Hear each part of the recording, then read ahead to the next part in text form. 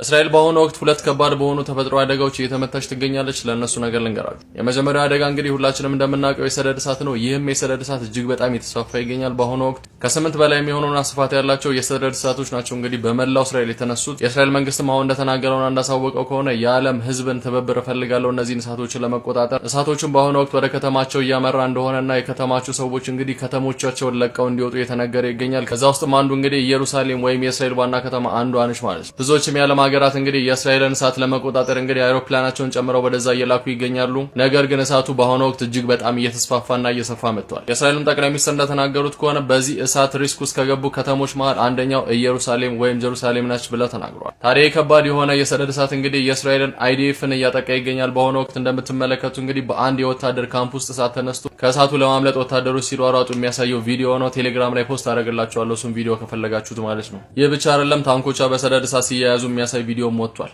ይህ ደግሞ ሰደድ እሳቶቹ ወደ ከተሞቹ ሲስፋፉ የሚያሳይ ፒክቸር ነው ማለት ነው። እንደዚህና የመሳሰሉት ማለት ነው። በተጨማሪም እስራኤል ላይ የተከሰተው ዋይልድ ፋየር ብቻ ሳይሆን እንደምትመለከቱት ሳንድ ስቶርምም ወይም የሳንድ አውሎ ንፋስም ተጨምሮ ተከስቷል ማለት ነው። በአሁኑ ወቅት በተለያዩ የእስራኤል ግዛቶች ላይ እንዲሁም የጋዛን ስትሪፕ ጨምሮ የተለያዩ ሳንድ ስቶርሞች ተነስተዋል። እነዚህም ሳንድ ስቶርሞች እጅግ በጣም አስፈሪ ሲሆኑ በጣም ከፍታ ያላቸው ናቸው፣ እንደምትመለከቱት ናቸው ማለት ነው። እናም እስራኤል በአሁኑ ወቅት ከጦርነቱ ውጪ በሁለት የተለያዩ የተፈጥሮ አደጋዎች እየተጠቃች ትገኛለች። ለዚህም እንግዲህ የውጭ ሀገራትን እርዳታ ጠይቃለች ማለት ነው። ተጨማሪ አዲስ ነገሮች የሚፈጠሩ ከሆነ ለእናንተ ማቀርብ ይሆናል። ብሩክ ነኝ። ወደ ከተማዬ ወደ አዲስ አበባ ተመልሻለሁ። መልካም ቀን ይሁንላችሁ። እመለሳለሁ። ጤና ይስጥልኝ።